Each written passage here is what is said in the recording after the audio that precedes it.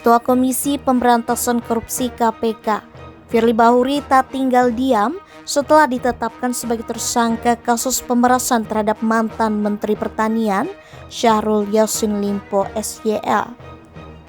Firly Bahuri mengatakan gugatan pra-peradilan melawan Kepala Kepolisian Daerah Metropolitan Jakarta Raya ke Pengadilan Negeri PN Jakarta Selatan, Jumat 24 November 2023. Gugatan ini dilayangkan Firly Bahuri lantaran tidak diterima ditetapkan sebagai tersangka dugaan pemerasan oleh Polda Metro Jaya. Gugatan melawan Kapolda Metro Jaya ini terregister dengan nomor 129-Pit-Pra-2023-PNJKT-Sel. Polda Metro Jaya menetapkan Firly Bahuri sebagai tersangka dugaan pemerasan atau penerimaan gratifikasi atau hadiah atau janji ex-Menteri Pertanian Syahrul Yassin Limpo pada Rabu 22 November 2023. Status tersangka Firly ditetapkan dan diumumkan setelah penyidik Polda Metro Jaya menggelar ekspos atau gelar perkara. SYL diduga diperas menyangkut penanganan perkara dugaan korupsi di Kementerian Pertanian. Dalam perkara ini, penyidik telah memeriksa 91 orang saksi, termasuk Firly dan SYL berikut ajudan mereka.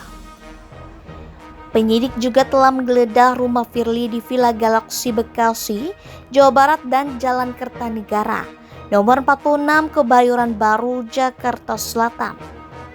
Di sisi lain, Kejaksaan Tinggi Kejati DKI Jakarta menunjuk 4 orang jaksa untuk meneliti kelengkapan berkas perkara dugaan pemerasan serta penerimaan gratifikasi yang menjerat Ketua KPK.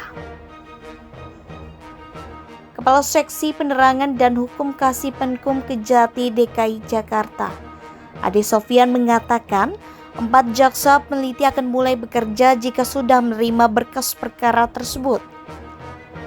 Menurut Ade, surat pemberitahuan dimulai penyidikan SPDP terkait kasus itu sudah diterima 11 Oktober 2023 lalu. Namun, untuk berkas perkara dengan tersangka Firly masih belum diterima oleh pihak Kejati.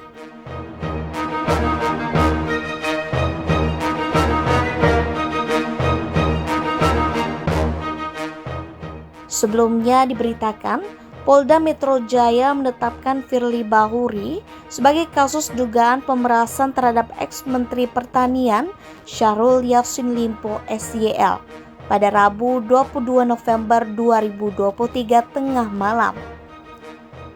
Adapun tindak pidana korupsi yang diduga dilakukan Firly berupa pemerasan hingga penerimaan gratifikasi di Kementerian Pertanian. Untuk diketahui, kasus ini dimulai dengan adanya pengaduan masyarakat ke Polda Metro Jaya pada 12 Agustus 2023. Setelah melewati serangkaian penyelidikan pada kasus ini, polisi menaikkan status menjadi penyidikan pada 6 Oktober 2023. Direskrimsus Kepolisian Daerah Polda Metro Jaya Kombes Ade Safri. Berdasarkan fakta-fakta penyidikan, Ade mengatakan polisi sudah menemukan bukti yang cukup untuk menetapkan Ketua KPK selaku sebagai tersangka dalam dugaan tindak pidana korupsi berupa pemerasan hingga penerimaan gratifikasi yang berkaitan dengan pemenangan permasalahan hukum di Kementan sejak 2020. Polisi menyita dokumen penukaran valuta asing falas senilai 7,4 miliar rupiah dalam kasus dugaan pemerasan yang dilakukan Firly terhadap SYL. Selain itu, penyidik juga meminta salinan berita acara penggeledahan, berita acara penyitaan, berita acara penitipan temuan barang bukti, dan tanda terima penyitaan. Sejumlah dokumen tersebut disita dari rumah dinas SYL yang berisi lembar disposisi pimpinan KPK dengan nomor agenda LD 1231 tanggal 28 April 2021. Kemudian, pakaian, sepatu maupun pin yang digunakan oleh SYL saat bertemu Firly di Gor Tanki pada 2 Maret 2022 turut disita penyidik.